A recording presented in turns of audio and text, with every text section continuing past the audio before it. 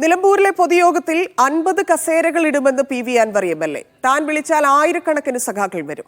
അങ്ങനെ വിളിക്കാൻ സമയമായിട്ടില്ല. താൻ ഒരു ഫോൺ ചെയ്താൽ നിലമ്പൂരിലെ LDF പഞ്ചായത്തുകൾ താഴെ വീഴുമെന്നും പി വി അൻവർ പറഞ്ഞു. രാവിലെ കണ്ടപ്പോ 200 പേരായിരുന്നു വരുമെന്ന് പ്രതീക്ഷിച്ചിരുന്നു. ഇന്നിപ്പോ ഞാൻ 50 ആയിരുന്നു. അല്ല, ഇവിടെ 50 കസേര ഇടാനാ പറഞ്ഞു. 50ലേക്ക് ആളെ കിട്ടുമോ നോക്കട്ടെ.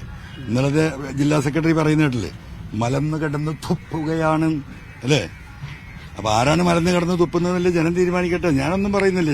ഞാൻ ഇന്നലെ ഒരു പോസ്റ്റ് ഇട്ടു. ഞാൻ ഇന്ന് വൈകുന്നേരം ഇവിടെ 6 മണിക്ക് ജനങ്ങളോട് സംസാരിക്കുന്നു. 6:30 മണിക്ക് ഈ യോഗം ഇവിടെ ആരംഭിക്കും. അതെനിക്ക് പറയാനുള്ള ജനങ്ങളോടാണ്. ആ ജനങ്ങളിൽ ഏറ്റവും ഭൂരിപക്ഷമുള്ളത് രാഷ്ട്രീയ പാർട്ടി എന്ന് പറയുന്നത് കേരളത്തിലെ കമ്മ്യൂണിസ്റ്റ് പാർട്ടിയുടെ പ്രവർത്തകരാണ്. അവരോട് ഞാൻ സംസാരിക്കും. ആ ജനങ്ങളുടെ കൂട്ടത്തിൽ എല്ലാവരോടും സംസാരിക്കും. വാർത്തയുടെ വിശദാംശങ്ങളുമായി നിലമ്പൂരിൽ നിന്ന് സാജിദ് അജ്മലും മുഹമ്മദ് അസ്ലമും ചേരുന്നു. ആദ്യം അസ്ലമിലേക്ക്. അസ്ലം, അല്പസമയത്തിനകം തന്നെ ഈ പൊതുയോഗം ആരംഭിക്കും. വെല്ലുവിളിച്ചുകൊണ്ടാണ് പി വി അൻവർ ഇത്തരത്തിലൊരു പൊതുയോഗം വിളിച്ചിരിക്കുന്നത്. സഖാക്കൾ അങ്ങോട്ടെത്തും എന്നുള്ള പ്രതീക്ഷയും അദ്ദേഹം പങ്കുവയ്ക്കുകയായിരുന്നു. നിലവിൽ ആളുകൾ എത്തിത്തുടങ്ങിയിട്ടുണ്ടോ? തന്നെയാണ് നമ്മളിപ്പോൾ നിൽക്കുന്നത് നിലമ്പൂർ ചന്തക്കുന്നിലെ ബസ് സ്റ്റാൻഡ് എതിർവശത്തുള്ള ഈ ഒരു പൊതുയോഗ സ്ഥലത്താണ്. പി വി അൻവർ എന്റെ രാഷ്ട്രീയ വിശദീകരണ യോഗം വിളിച്ചിരിക്കുന്ന സ്ഥലത്താണ്. 6:30 ഈ പരിപാടി സംഘടിപ്പിച്ചിരിക്കുന്നത്.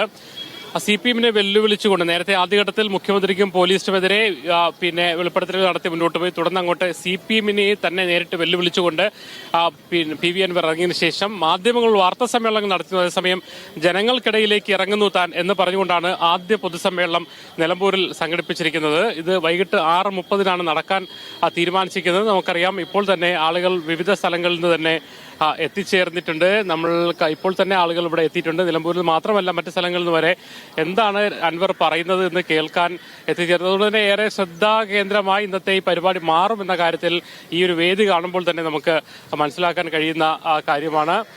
നമുക്ക് സാജിദ് കൂടി ചേരുന്നത്. സാജിദെ, ഇതുവരെ നടത്തിയിരിക്കുന്നത് വാർത്താ സമ്മേളനങ്ങളാണ്, മാധ്യമങ്ങളുടെ സംസാരമാണ്. ഇന്നു മുതലാണ് നേരിട്ട് ജനങ്ങളോട് സംസാരിക്കുമെന്ന് പറഞ്ഞത്. എന്താണ് ഈ പരിപാടി നിലവിലെ സാഹചര്യം? ഈ പി വി അൻവർ ജനങ്ങളോട്, അദ്ദേഹം തന്നെ ഈ ജനങ്ങളോട് സംസാരിക്കുന്നു എന്ന ഒരു ബോർഡ് സ്ഥാപിച്ചുകൊണ്ടാണ് ഇവിടെ വരുന്നത്. ഈ മറ്റ് ഒരു സംഘടനകളുടെ പിന്തുണയില്ലാതെ പി വി അൻവർ നേരിട്ട് ഈ മാധ്യമങ്ങളിലൂടെ പറയുന്ന അദ്ദേഹത്തിന്റെ സോഷ്യൽ മീഡിയയിലൂടെ കേട്ടറിഞ്ഞ ആളുകളാണ് ഇങ്ങോട്ട് എത്തിയിട്ടുള്ളത്. ഇന്നത്തെ പരിപാടി പി വി അൻവറിന്റെ രാഷ്ട്രീയ ജീവിതത്തിലും CPM-ന്റെ രാഷ്ട്രീയത്തിലും വളരെ പ്രധാനപ്പെട്ടതാണ്. കാരണം ഇങ്ങോട്ട് ഈ LDF-ന്റെ ഭാഗമായ ആളുകൾ വലിയ തോതിൽ ഒഴുകിയെത്തുകയാണെങ്കിൽ അത് CPM-നെ ഈ വലിയ തോതിൽ ബാധിക്കും.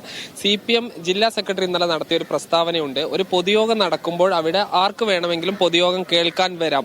അങ്ങോട്ട് ഞങ്ങൾ ആരെയും പോകാൻ പറയുകയോ ഇല്ലെങ്കിൽ വിലക്കുകയോ ചെയ്യുന്നില്ല എന്നാണ് പറയുന്നത്. അതിനർത്ഥം ഈ കുറച്ച് പ്രവർത്തകരെങ്കിലും ഇങ്ങോട്ട് വരും എന്ന് CPM കണക്കാക്കുന്നുണ്ട്. ഇവിടെ ഇപ്പോൾ തന്നെ കുറെ ആളുകളുണ്ട്. ഈ പരിപാടി പൂർണ്ണമായും ആളുകളില്ലാത്തൊരു അവസ്ഥ വന്നാൽ അത് സ്വാഭാവികമായിട്ട് പി വി അൻവർ ഇനിയൊരു പാർട്ടിയോ ഇല്ലെങ്കിൽ ഒരു സാമൂഹ്യ സംഘടനയോ എന്നൊരു സ്വപ്നം കാണുന്നുണ്ട്. അതിനെയും ബാധിക്കും. എന്തായാലും ഇനിയും മണിക്കൂറുകൾ ഉണ്ട് ഈ പരിപാടി തുടങ്ങാൻ. ഏതാണ്ട് 7 മണിയോട് കൂടിയാണ് ഈ പരിപാടി തുടങ്ങുക. അപ്പോൾ ഇപ്പോൾ തന്നെ ആളുകൾ ഉണ്ട്. അപ്പോ ഏറെക്കുറെ ആളുകളുടെ ഒരു പ്രതികരണത്തിലേക്ക് പോകുന്നത് എന്താണ് പരിപാടി കാണാൻ ഇവിടെ നിന്ന് വന്നാണോ? എങ്ങനെയാ? ഞങ്ങൾ നിലമ്പൂർക്കാരാണ്. എന്തുകൊണ്ടാണ് ഈ പരിപാടിക്ക് വന്നത്? ഈ പരിപാടി നിഷ്പക്ഷമായി നിൽക്കുന്ന വിലയിരുത്തുന്ന ആൾക്കാരാണ്. രാഷ്ട്രീയത്തിൽ ധാർമ്മികത നിൽക്കണം. ഞങ്ങൾ 2 പ്രാവശ്യം അൻവറിന് വോട്ട് ചെയ്താണ്. ഞങ്ങൾ മുമ്പൊന്നും അൻവറിന്റെ കൂടെ അല്ലല്ലോ. അപ്പൊ ഞങ്ങൾ ജനാധിപത്യത്തിൽ ധാർമ്മിക രാഷ്ട്രീയം നിലനിൽക്കണം. ഇവിടെ ഭരണത്തിന്റെ ഫോക്കസ് ഒഴിവാക്കണം.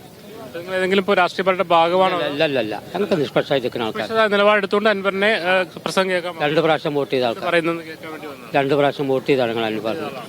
അപ്പൊ അൻവർ സാഹിബ് പറയുന്നത് പിന്നെ ഭരണത്തിലെ പൊയ്ക്കുത്തുകളെ തുറന്നു കാണിക്കേണ്ടത് ഇവിടെ ജനാവകാശമാണ്. അത് ധാർമ്മികതയാണ്. അത് ജനങ്ങൾക്ക് അത് കേൾക്കൽ അവകാശക്കാരാണോ?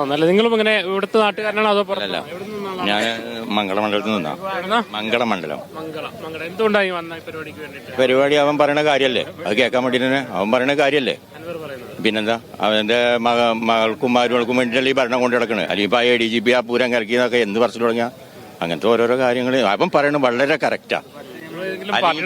അറസ്റ്റ് ചെയ്യണ്ടേ അൻവറിനെ? ഈ പറഞ്ഞത് തെറ്റാണെങ്കിൽ ADGP-നൊക്കെ ഫ്രോഡ് കീടെന്നൊക്കെ വിളിച്ചു പറയണേ. നിങ്ങളെ പറഞ്ഞാൽ ഞാൻ വെറുതെ വിടുവോ? അല്ലേ? അപ്പൊ ഞാൻ അൻവറിന്റെ ആളൊന്നുമല്ല, മാർക്സിസ്റ്റ് പാർട്ടിക്കാരനുമല്ല. ഞാൻ ലീഗിന്റെ ആളാ.